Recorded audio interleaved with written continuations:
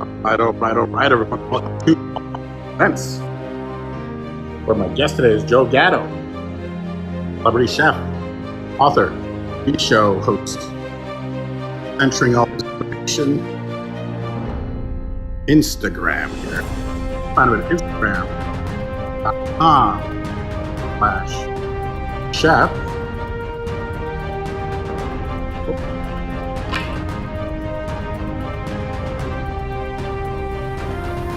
Welcome, Joe. Welcome.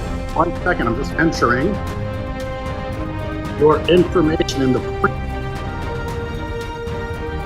find you.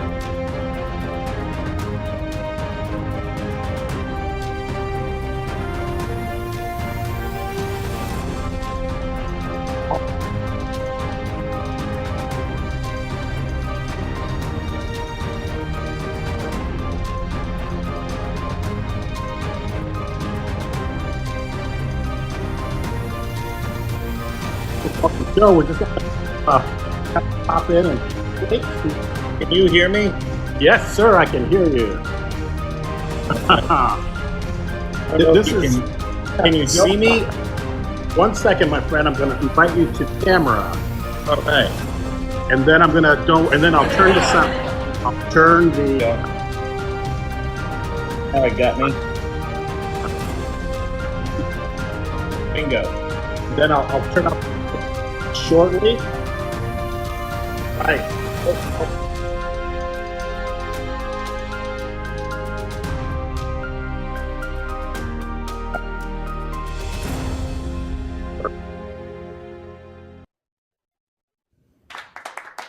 Wow. That music got you really red. I forgot to mention there's actually people in the audience. I guess I should have mentioned this before. Oh, that's awesome. I know how shy you are, so I hope you don't mind, my friend. I'm just trying to come out of my shell. Your pasta shell? Sure. Exactly. Oh, I see what you did there. Now you see what kind of show this is going to be. Exactly. Wonderful, wonderful. Well, folks, welcome to Paul Vato Presents, where my guest today is Joe Gatto. He's a very well-known baseball player. Wrong Joe Gatto. Wait, oh my goodness, I'm so sorry. From Impractical Jokers, Joe Gatto. A different Joe Gatto. Jesus, how many Joe Gattos are there? I'm the one that cooks. Welcome, my friends, to Joe Gatto, the model. That's right. Supermodel, who also happens to be an author, a television show host, and also an amazing celebrity chef, usually to A-listers, whether they're sports figures or celebrities. So, Joe, thank you so much for taking the time. You know I'm just messing with you. I know exactly who you are. You're the handsome Joe Gatto. So thank you so much for being here. Thanks so much for having me here. This is awesome. I love this show, so I'm excited. Oh, man, thank you. Thank you. And welcome to Fireside, which, as you see, we have video. It's a live audience. There is feedback. There might be applause. There might be some laughs. So thank you. If it gets to be too much, we can always always shut it off. But, Joe, well, welcome.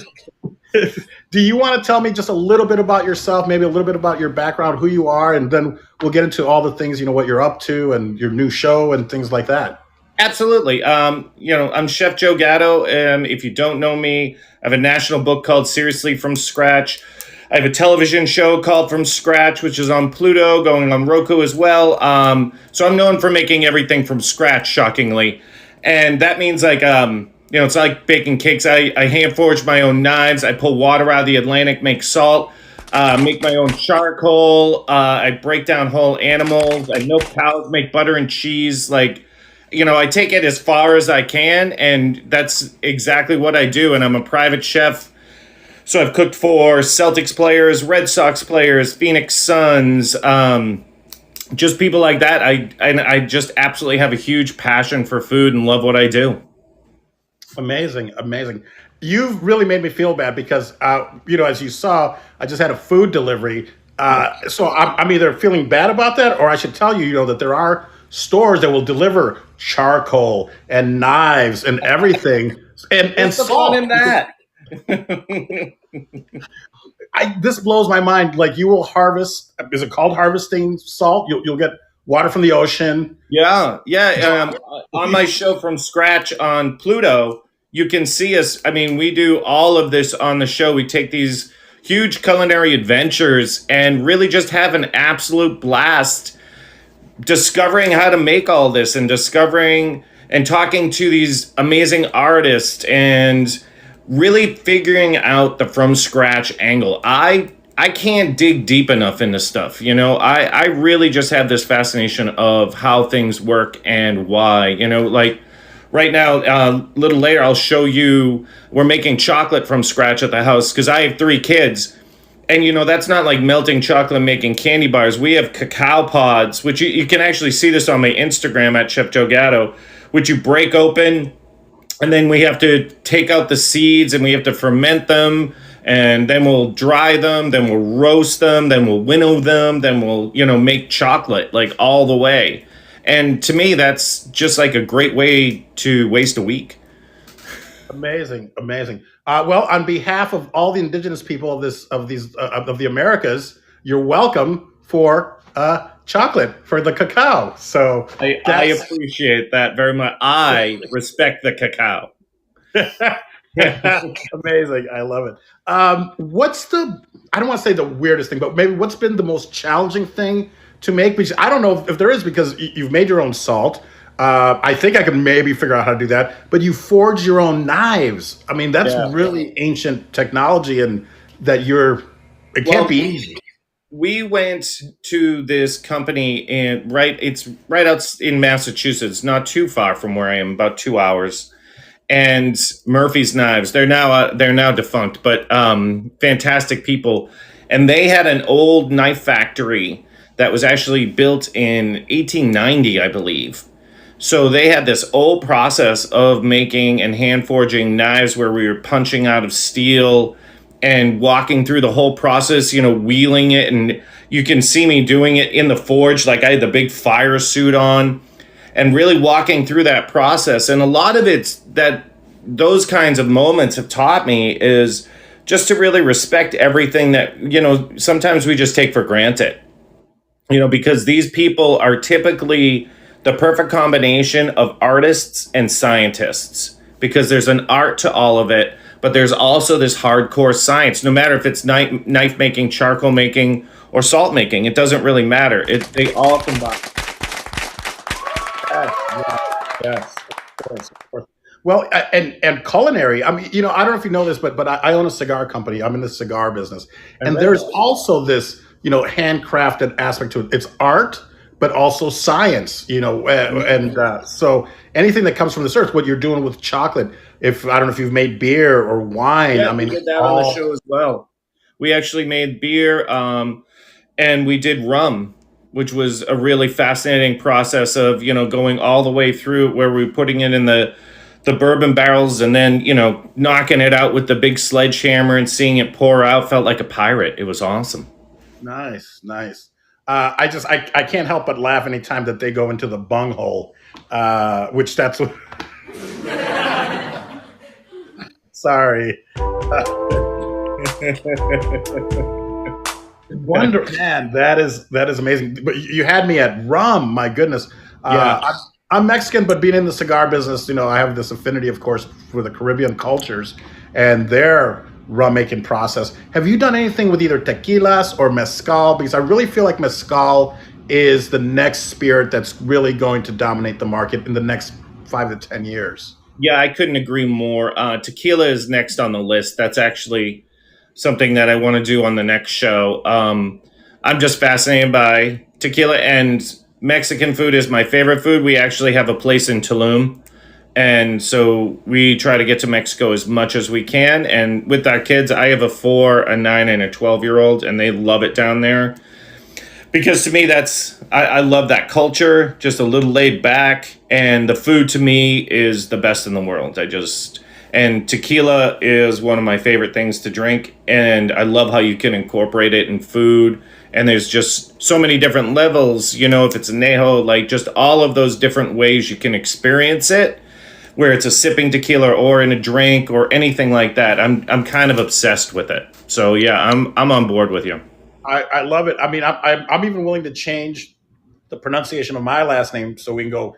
Maybe we do a Gatto and Vato tequila because I don't think you want to go with Gatto and Vato. But I really love especially when the tequila is handcrafted, Oh, because it's the same thing. Because you're working with the agave, you're yeah, taking off the fronds, and then you're roasting the pina. It's called a pina, the pineapple, and then I mean whether it's crushed or whether it's finished in steel or cement, or I mean there's just all these things, and more so with mezcal because for those that don't know, I'm sure you know this, but mezcal tequila can be made from the blue Weber agave plant, whereas mezcal can be made from any of the other 165 different agaves. So there's and the finishing, the smokiness, everything. But it really does go well with Mexican food. And I must admit, I try to stay away from your Instagram for that reason because, as you can see, I'm a POS, a person of size, and and anytime I see delicious food, I'm just like, I've got to go have a snack, and it's nowhere near what you're making, but it is, man. People get over to Chef Joe Gatto on Instagram because it is a delight to the eyes, and thank I you. can only imagine if I was there. I was a little jealous of Brian Callen when you made that pizza for him. Yeah, His show. that I mean, Brian, he's a great buddy, and I just think he's such a talent and keeps me laughing the whole time. So, doing his show, Best of Brian Callen, which you can catch on YouTube, we had a blast. And making that pizza from scratch just blew his mind. We've known each other for a while, and we ground the flour. We made that from scratch. We pulled the fresh mozzarella. We made our own sausage. Like we took it all the way. And when you see it, it really it blows his mind. He shoved it in his pie hole and just couldn't get over the difference of a regular pizza. It's not Domino's. This is something. The doughs are 72 hours because I'm just a big believer. I love taking my time doing things. It's just something in a culture that's been built around speed now and convenience.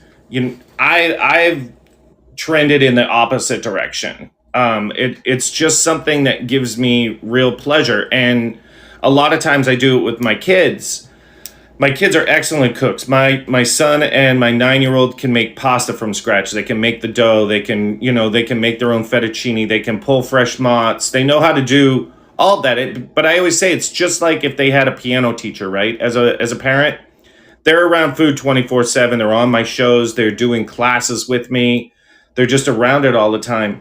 So being able to take your time and spend it with your family and make this incredible meal, and it's a learning experience at the same time. I mean, I just think that's such a win all the way around. Amazing, amazing, and it's food is one of those things when it's good and it's really good, and it's also of course a social thing. But Mm. I mean, you could just put together. Everyone has to eat. You could just have a sandwich or a peanut butter sandwich, but Yeah, to watch an which is great artist, sometimes. oh, and you probably make your own peanut butter though. But of Yeah, we course do you do. that. Yeah, Yeah, we do like doing that. But that's something that for me it's all second nature. It making everything from scratch. Like there's the recent one on my Instagram. I just did fish tacos last night. So we made these black tortillas. So you actually make it with black beans. You make the tortillas and then roll them out. So they come out black. We made, pico de gallo with homemade pickled onions and jalapenos. Like taking the time and crafting it, even just for dinner, it just gives me a lot of pleasure because you can, like even a pizza, right? You can order a pizza and you can order it with your family and you guys can have pizza that night. It's great. I mean, I don't, sure, absolutely. Did it a million times. But if you make pizza together, you build a memory. And that's really important to me that is because true. passing that on, that memory and doing something like that, everyone wants to change the eating culture in America, right? Well, it's not saying eat this, eat this, eat this. It's teaching them how to cook and having a love for why we're doing it that way. So it becomes ingrained at them. We're not trying to force curriculum. We're teaching them why it's so important, and that it's not just what we're putting in our mouth, it's the experience that we're doing together as well. Wow, it's well, your family is very blessed. You guys all are very blessed. Oh, I meant to say, did you mean pico de gato? Yeah, I'm stealing that. That Yours. is exactly what it is now. It's Thank you. yours, partner. I love Pico de Gatto. Why have I not done that? It is now officially Pico de Gatto. It's official. You heard it here. I'm Paul Vato. Paul Vato presents pico de gato. I want to be one of the first ones to try it, and I don't. You probably can't send me the recipe. You'd have to make some, or you know what? I'll just have to come out and visit. I've always wanted to Fine. visit My Boston. door is always open to feed people. I love that. I love. Maybe we should do something here on Fireside. Some kind of cooking. Well, you know, your plate is full. No pun I intended. get it. I get it. I see what you did. I'd love doing cooking demos. I mean, if we can gather up a big crowd and I'll do something live where, I can even like pull fresh mozz and we can make pizzas and, it's almost like a little cooking class. I love that kind of stuff. One of my biggest passions is really, teaching people. I love passing on every knowledge. I'm the opposite of, chefs that want to kind of hide it. I love sharing it. I think food should be a shared experience. That's why it's here. They call the kitchen the heart of the house for a reason, because you're all there and it's building memories, and that really will drive your food to the next level when you're doing that, because everyone's participating. You're really getting to talk about what you're looking for. It's not just trying to sling a meal on the table to get it done. Wow. Yeah. And like you said, you can pick up the phone and order, but people are sometimes are just blessed enough to be able to eat together, but then to create the whole feast together, that's a whole other level. It really is, because you're creating relationships that last a lifetime, and like when we hand forged knives, the knife that I ended up with, I ended up calling a generational knife because I use it all the time. I love that knife. It has a story to it, but that knife is going to be my son's knife. So now the story will continue and it will thread through the entire family and generations. And to me, that's really important because you want to tie that family thread together. You want to have these stories of sharing together. And that's where I come in, and that's what I do. And that's what I actually absolutely love to do. Amazing, amazing. I wish. I'm sure it's something that can be learned, but maybe maybe I need to pick up the passion for it because I love great food, but it's usually done at a restaurant, and you Yeah, know, and but that's where, if you love great food, then it's there. It's in you, and all it takes is one meal, and it doesn't have to take 10 hours. It can take 45 minutes, half hour. But I say, like, if you're making tortillas, right, you make chicken tacos and just make the tortillas and the pico de gato, and that's it, right? You don't have to make every single element. You don't have to slow roast chicken. You could have leftover chicken for the night before. Like, just take it piece by piece. You don't have to go crazy and try to make 15-day pastrami, which is freaking awesome. Don't get me wrong. that's got to be amazing. I cannot wait to come visit you. I'm going to buy my ticket soon because I need to come and play around in your kitchen. By Yeah, play around, I mean I'll just eat what you make and try not to get in your way. I'll just try to stay out of your way. that's Uh, typically what people need. do you have a tortilla press, or how do you make the tortillas? Because it brings back memories of my grandmother. She had Sure. a molcajete, a mortar and pestle, to Yeah, I crunch have up that too. chilies and spices and things like that. Yeah, I mean, that's a big piece, and that's just, so we make two types of tortillas here. We make flour, which you're rolling out and, patting, doing the back and forth. We make all different kinds of those because you can flavor them however you want, customize them as you're making them. And the corn ones, which is what you're talking about, made with finely ground masa, which is absolutely, to me, a freshly made corn tortilla.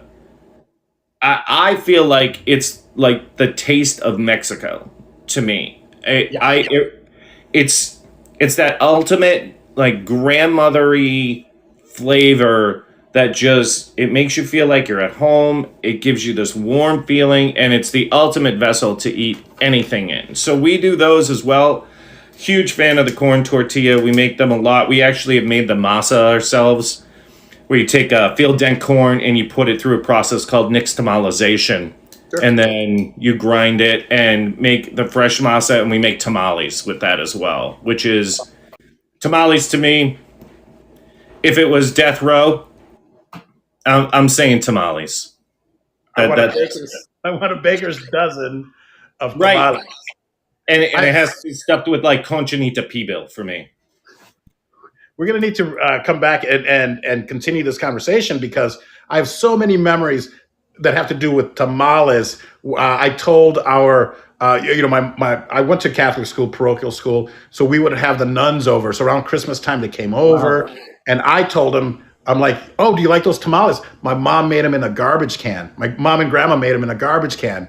Because for those that don't know, when you make, it's probably a garbage can, but it's been modified. You can go to the Mexican store and buy, Latin American. I have one in my kitchen. I have one. It's an aluminum. It's humongous. It's a humongous trash can, but it's elevated because there's got to be steam, and they're clean. It's not like we threw it in a trash can. My mother was like, "What are you telling them?" She had to bring it out and go like, "No," because they were kind of like, "What?" And then we had another one where my mom was helping out the mayor get reelected, so she brought tamales, and his right hand man Kent, I still remember the guy. And I was 5 or 6 years old. He picked up the tamal and just bit it and was like, "This is horrible." My mom, everyone, people there were like, "No, you have to unwrap it." Like he was like, be reelected. He didn't know.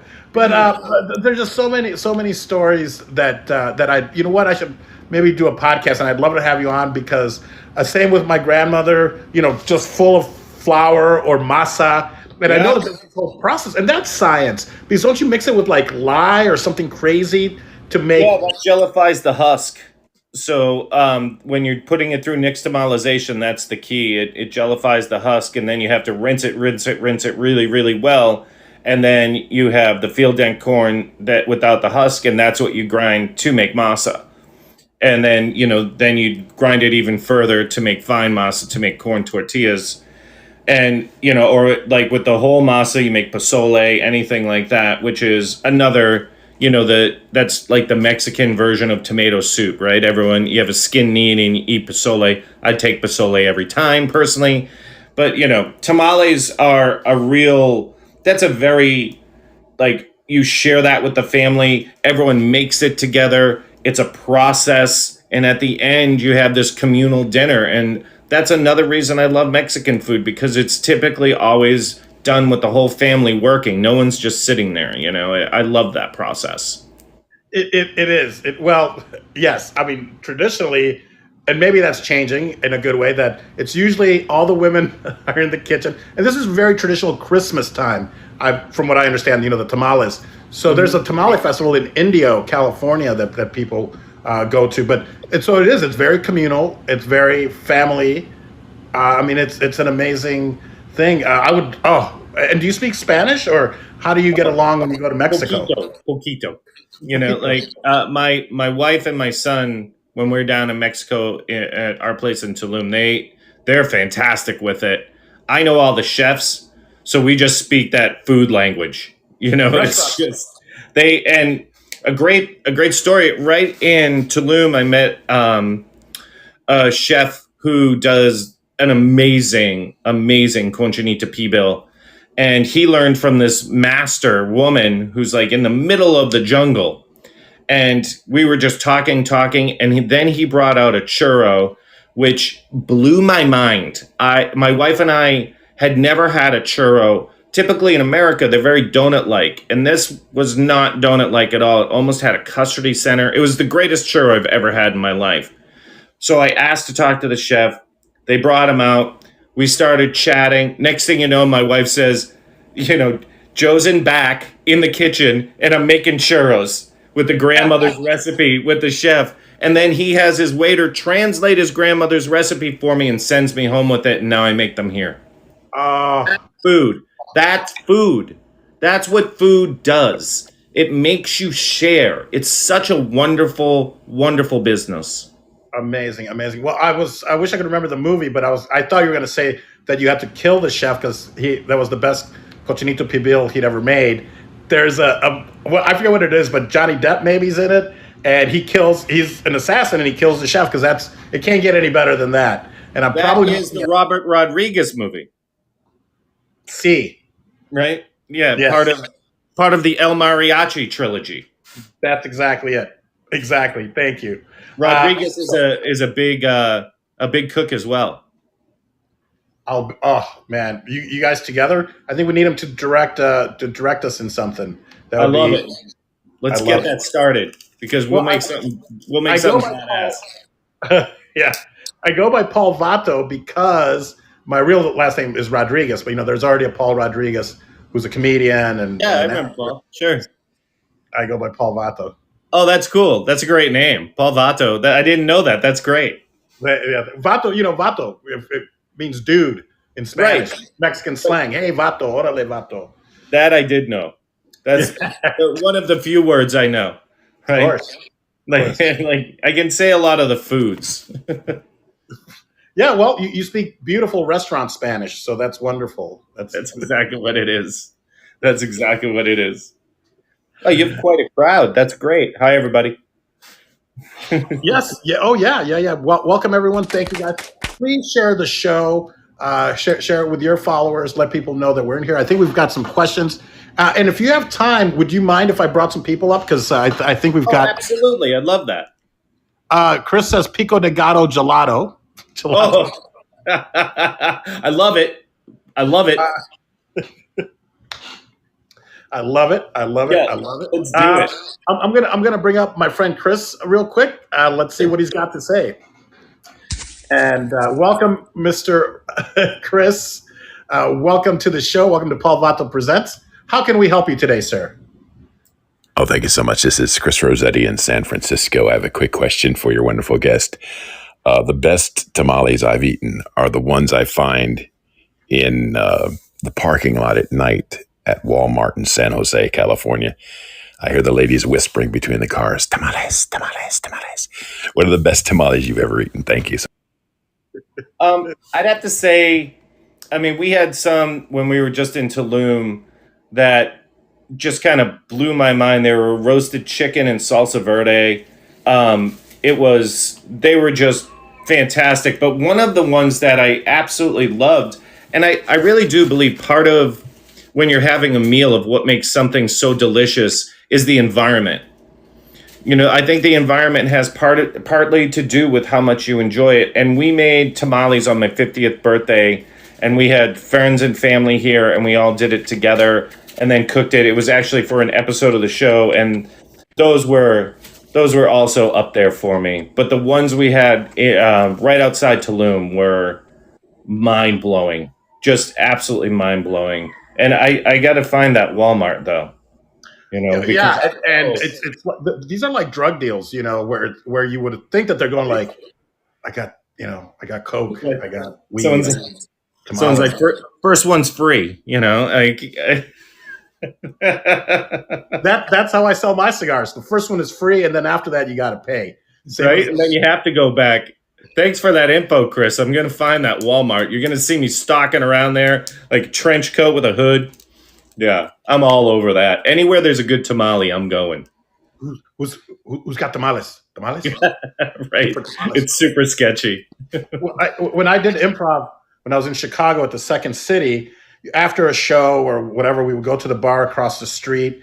And there were two, because Chicago's at 2:00. There's some bars that are open till 2, then some that are open till 4. This is every day of the week. Wow. On the weekends, Fridays and Saturdays, you get an extra hour. So 2:00 bar becomes a 3:00 bar. This is the way it was 20 some years ago. Yes. Now there are also, at least at that time, maybe they're no longer, but they're also, so I'm sorry, let me back up. So the 4:00 bar becomes a 5:00 bar. Right. Then there were some bars that were open till like 7 a.m., maybe like 1 or 2. You have to, but it was legal. And then they'd have to close for an hour. But if you knew people, you could stay there. So you could literally, it was like Vegas. You could just stay there drinking.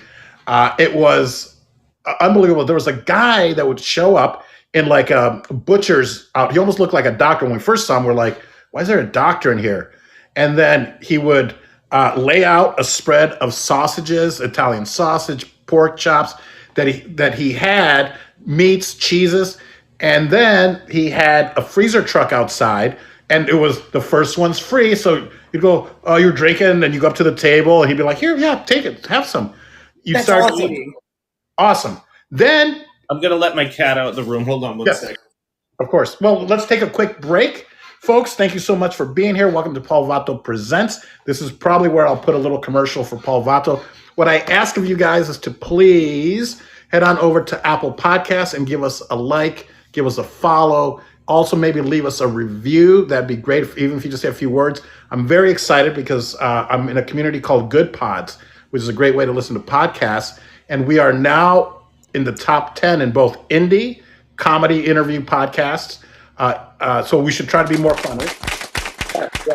Both some of the big, people out there that do interview shows. So we're, I think, like in number 7 on the one that's against everyone else, and then in the indie, I think we're like top 5. So if you go over to Good Pods, it's an app. Maybe download it and give us a follow there. I would really, really appreciate it. That's all I ask.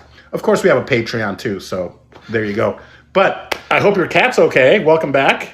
Yeah, she was trapped in here, and she obviously wanted to get out. So I let her out.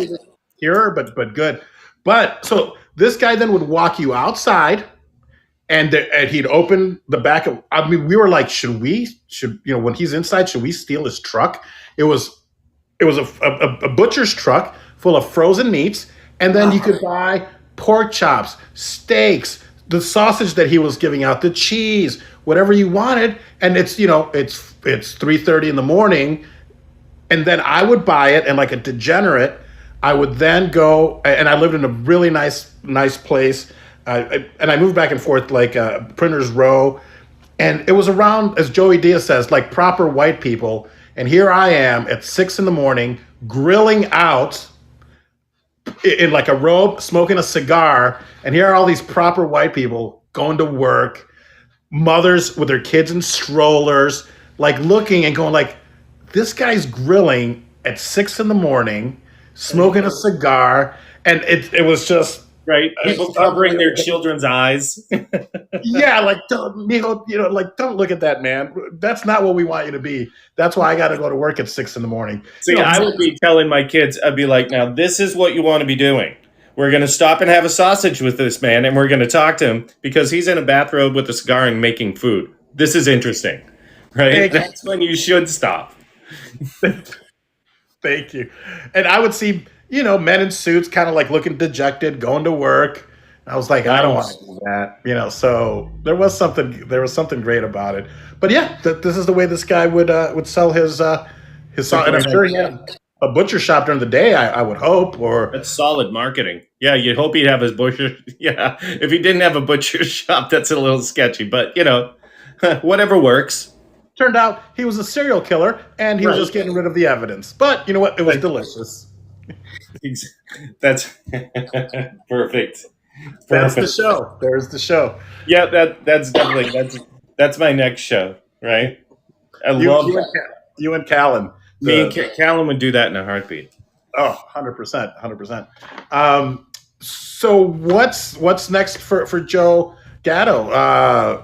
We are. I know you're doing your show now. Is people can still get your book? Is it on Amazon or what's the? You can get it on Amazon, Barnes & Noble. Seriously, from scratch, Joe Gatto. So we do everything in there from scratch. From, pulling cheeses, making meats, full pig barbecue. Like there's everything in there. It's a super fun book. It really harkens back to a lot of my youth and things that influenced me.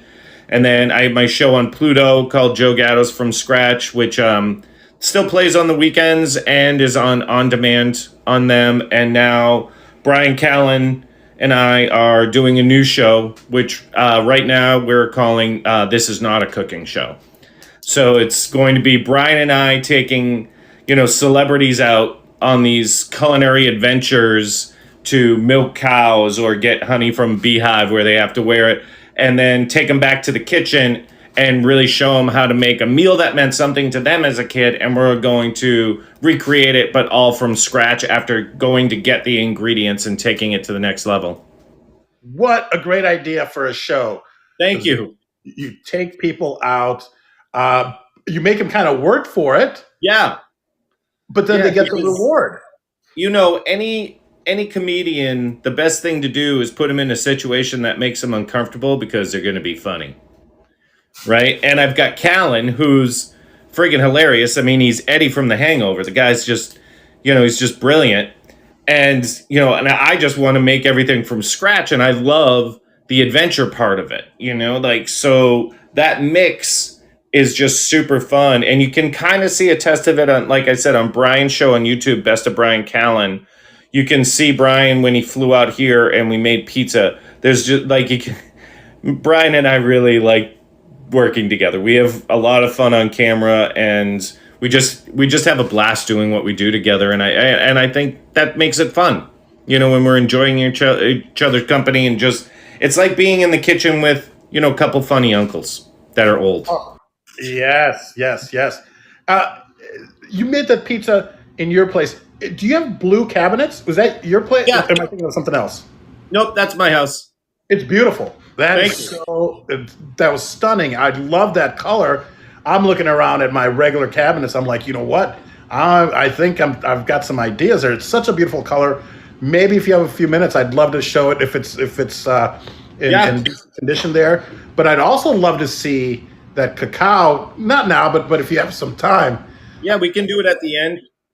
I'll show you. The cacao beans are fermenting right now, to turn into chocolate. So that's what happens once you pull them out of the pod. They have to ferment, so the alcohols and the acids start coming together, and it changes the flavor inside the bean. So it becomes the chocolate that, you kind of know and love.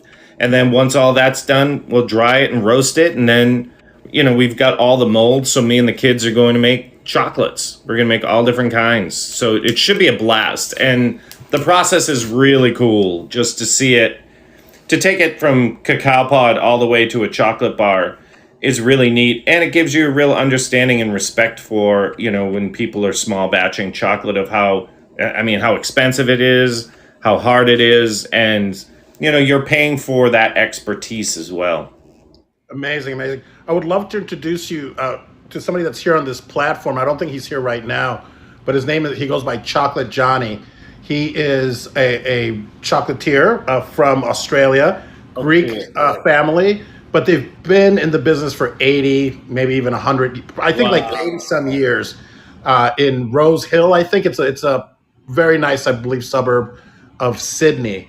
And I could be wrong, like all these little details, but yeah, Chocolate Johnny, I think you guys would have a lot in common, especially doing this chocolate that you're doing right now.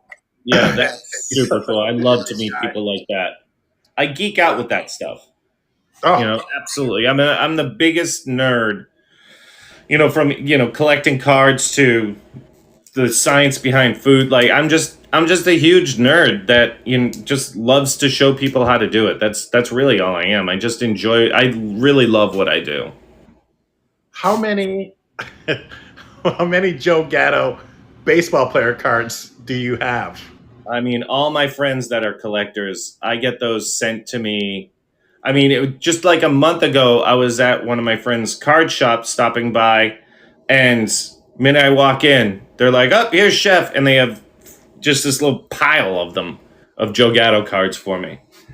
I love it. It's awesome.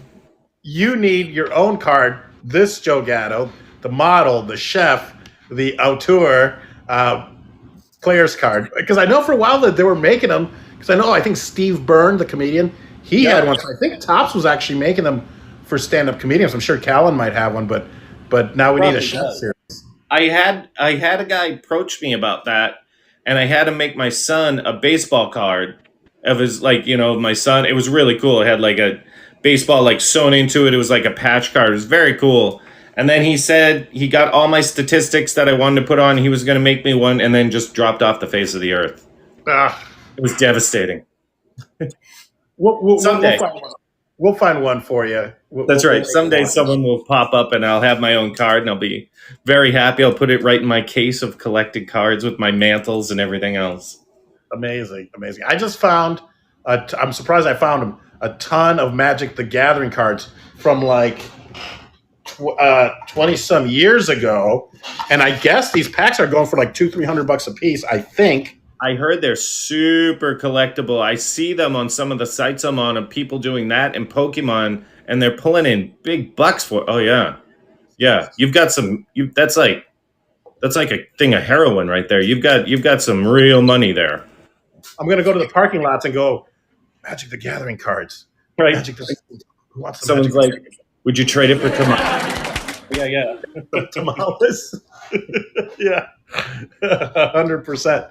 Wonderful, wonderful. So, what is next for you, sir? I know this show that you're pitching to the networks. Do we have a name for that yet, or are Yeah, we? that's the one that's called "This Is Not a Cooking Show." Oh, right. So, what I meant to ask you, when you did Brian's show, Best of, you Yep. guys mentioned this is not a cooking show. Is that where you came up with the name, or did you already have the name, but you were kind of worked it in? It was very organic. That's how a lot of this news show really comes about. It was very organic, and Brian and I, as we were just kind of riffing, the not this is not a cooking show really came up, and then we discussed it after, and it really makes sense because cooking's part of it, but it's not the backbone. It's not Julia Child, who is my favorite, or anything like that. It's definitely not Food Network. It's Food Network would not let us ever air something like this because the backbone is really about the adventure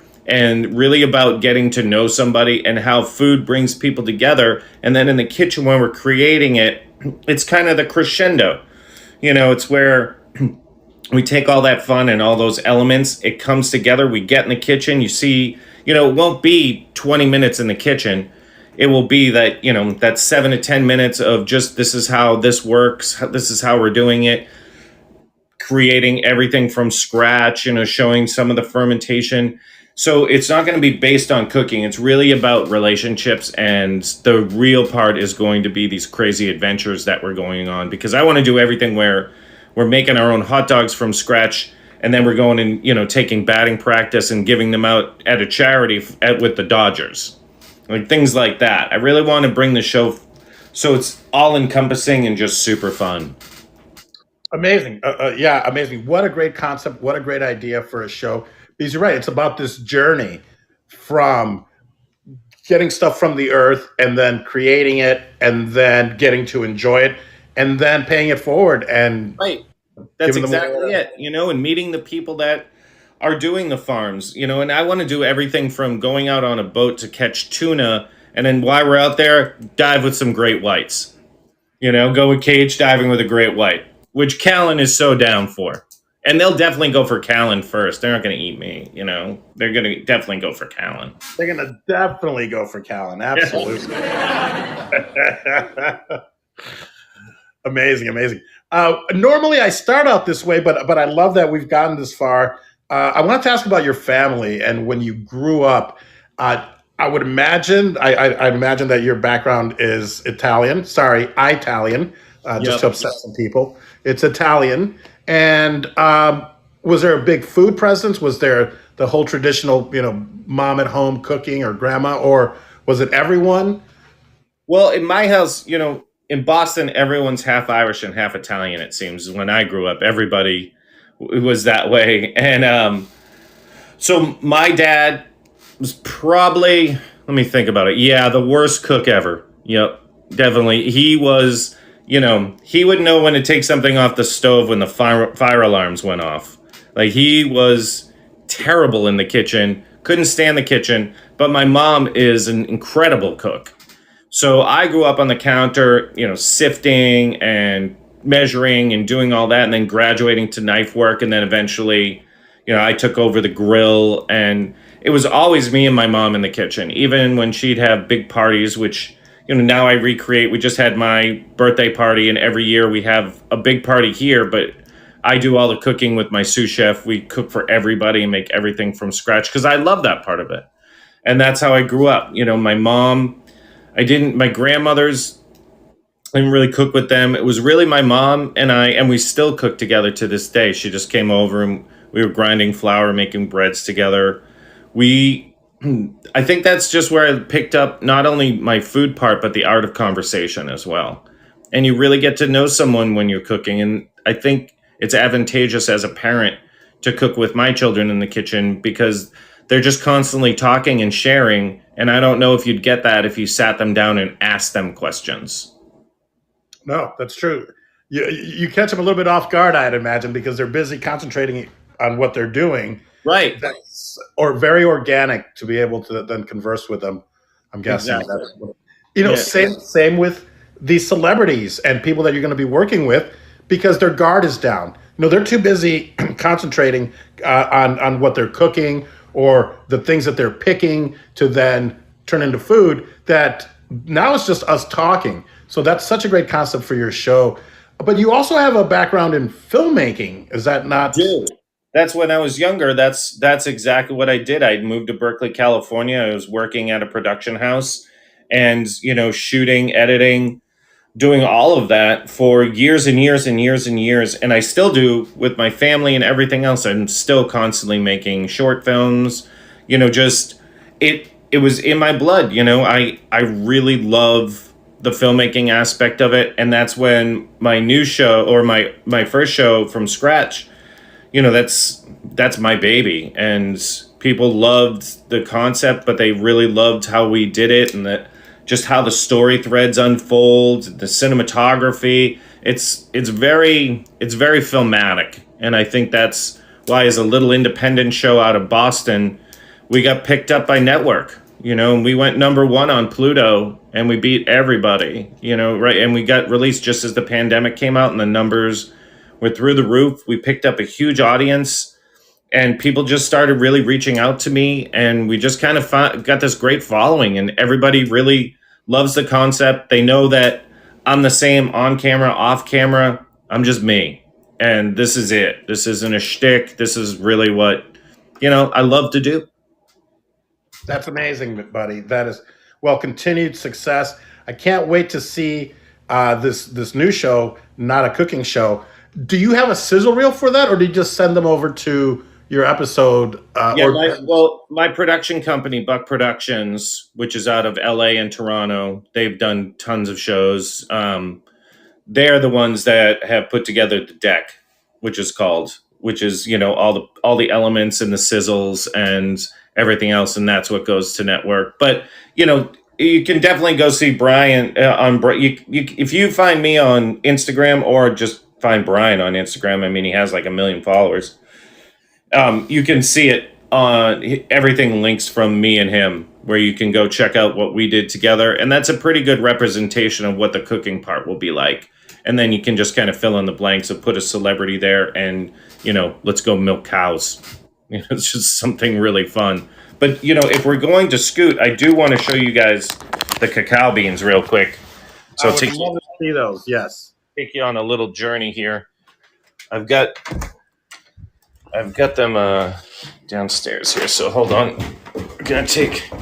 In your chocolate factory. Yes, my chocolate factory.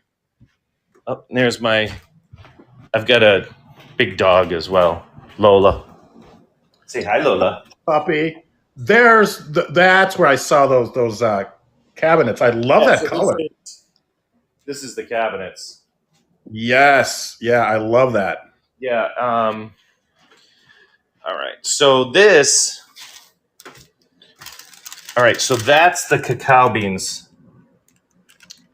Wow. Okay. Right. That's what and when I just uncovered that, just this huge waft of alcohol because of the fermentation came up. So it has almost this yeasty alcohol.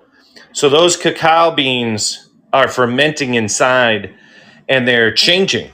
And then once they're finished fermenting, they dry and then you roast it and you get that chocolate flavor inside. You break them out of their husk and then you're blending it. And what happens is the nut inside has enough cocoa butter really that it creates chocolate, and then we can add our sugars and a little more cocoa butter and make all different kinds, milk chocolate, dark chocolate, blah, blah, blah. But yeah, that's it. Pretty cool, right? Wow. For those that are not joining us on video, can you just describe a little bit of what we saw? I mean, because they Sure. look like white, The big white cacao's balloons. covered. It's a dark bean, but you can't see it because it's covered literally in this white, fleshy, gelatinous covering that protects it. It almost looks like it's straight out of like a sci-fi movie. That if I touch it, it's going to end up in my ear, right? And then I'm going to look like me, but not be me. So that's kind of that's kind of what it looks like. It's this strange large white pod, and what will happen is that will actually dissipate because more and more of the water is coming out, and that's what we're really trying to do. Just like if you're making charcuterie, which we do at the house, we make our own pepperonis and salamis, you're drawing the waters out. So in combination with pink salt, which dehydrates the microbes that create botulism, drawing the water out lets it not basically spoil, and then molds and things can't grow because they have nothing to grow on. So the fermentation also prevents that because of the alcohol and the acids. It's pretty cool. The science behind it, and now the art comes in because how long do you let it go? How long do you ferment it for? Where is your sweet spot? And that's kind of what I'm finding out, because I've done it with a chocolatier at their shop before, but I had never done it just at home with the kids. So we're gonna, it's gonna be a little trial and error, but that's the fun, right? I mean, find out what works, and it's like a science project that you can shove in your pie hole at the end. What's better than that? Man, it's so close to the cigar process because when we make Maduro, in Spanish means ripened. So the dark cigars, for those that don't know, they're called Maduro. It's usually the same tobacco, but it stayed on the plant longer, so it got more nutrients, more sun, so it gets darker and darker and darker. But in order to get rid of some of that nicotine and the edge, we ferment it as well, and it's usually done in big bales, huge bales, the size of a person, 6 feet by 6 feet. But then those bales have to be turned, because if they don't, there's going to be spontaneous combustion. So, you stick a thermometer in the middle, you see how hot it is. But there's also this, when is the peak time? When is the perfect time? And then you end up with something you can stick in your pie hole as well. So there's such a connection. Right? Chocolate does the same thing. The temperature, just as it's sitting there and the fermentation process is happening, can get up to like 140 degrees. I mean, it's insane, because all those microbes are working and doing their thing, and it's warm. It's crazy. And that's awesome, because you're doing the same thing with the tobacco leaves, where you're getting that heat to go up, which is causing the fermentation. But just like chocolate, we have to stir it so the fermentation keeps processing, but we're not giving molds time to grow. Crazy. Very interesting. Yeah. It's so cool. Science and art that ends up in your collide. They collide. Worlds are colliding, Jerry. Jerry. Wonderful. Do you do stand up or anything? Do you have a one person show? Because I just I let Callan do all the humor. I just do the cooking and just have fun as I'm doing it. This is pretty much it, and go on cool shows like this and get to talk about nerdy stuff. Amazing. Chris said that we had him at Pepperoni, so I think you've got a fan. Please, everyone, go over to Chef Joe Gatto Gatto. Sorry, it's my Spanish pronunciation. Gatto and Vato. I'm trying to make it happen. And please follow Joe Gatto over at Instagram at Chef Joe Gatto. And from there, you can follow all of his other social media. Find him on Amazon, buy his book, find his TV show. Are you on TikTok at all? Because you would kill it, or you're not. I am on TikTok. I just haven't been very active. Just because honestly, I love TikTok, and I know I'm old for TikTok, and I don't care, because I think it's such a fun format. But I just haven't been active, just because I've just been too busy to shoot stuff. But yeah, I am on TikTok. Instagram's really where you're gonna see the bulk of my videos, and we just did one for Tulum. You're going to see a lot of stuff there. You're going to see all my food that I'm making at the house. You're going to see things that I'm making for clients. You're going to see me recipe testing for the show. You can link to the show I did with Brian Callen, and you'll get updates on everything. I put the link right below us in that fortune cookie, so folks just tap that, and you've got Chef Joe Gatto, and then paulvato.com. That's where you can find all of my things. Again, I would just ask that you follow us on Apple Podcasts and also maybe Spotify. But really, if you go to Good Pods, it's an app that you can download, and I'm building a community there. It's kind of like Facebook, where if you listen to something, if you want, it'll show what you listened to and what you like, and you follow people, they follow you back. And that's where we're in the top 10 of comedic interview podcasts. So, and I just found out my friend, this was super fun. I have such a blast with you. You have such a great personality. You're so easy to talk to and conversational. I'm sure this is just going to continue to go through the roof for you, my man. Oh, Joe, thank you. That means a lot. And to be honest, this is the first time I think I've worn all black, and I don't know why. I was like, you know what? Let me throw on a black shirt, not even realizing, of course you're a chef. Of course you probably wear all black. But normally I'm in blue for some reason. I threw this on, so I'm glad you got the memo, and we both wore black. I did. My report came through. I was like, oh, I had red on before. Now I feel like we matched. So it went even better now that we match. I think people are probably talking about it. I think they are. Well, 2 supermodels. What else? That's right. How much do you need from one fireside chat? You put the fire in fireside. You're the best, my brother. Thank you, Joe. Again, thank you so much for taking the time. I want to thank everyone that was here, everyone that showed up.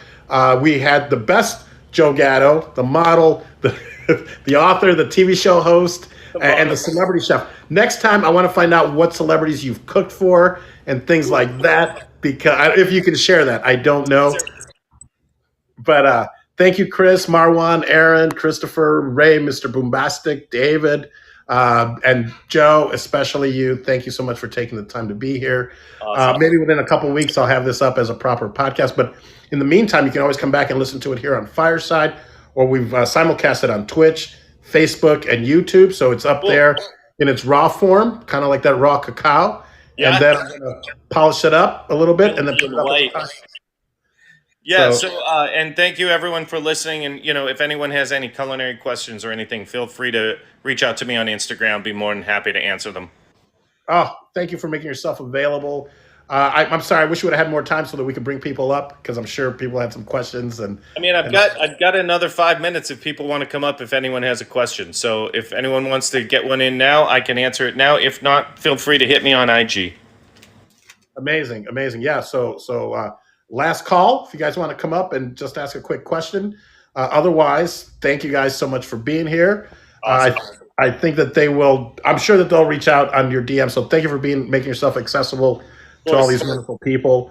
And folks, that's the show. That's Paul Vato Presents. My guest today was Joe Gatto, a fabulous author, TV show host, and celebrity chef to A-listers and athletes. So if you need a chef, I'm just going to throw it out there. I'm his manager. Just to contact me. No, I'm kidding. Just DM Joe, and maybe he can cook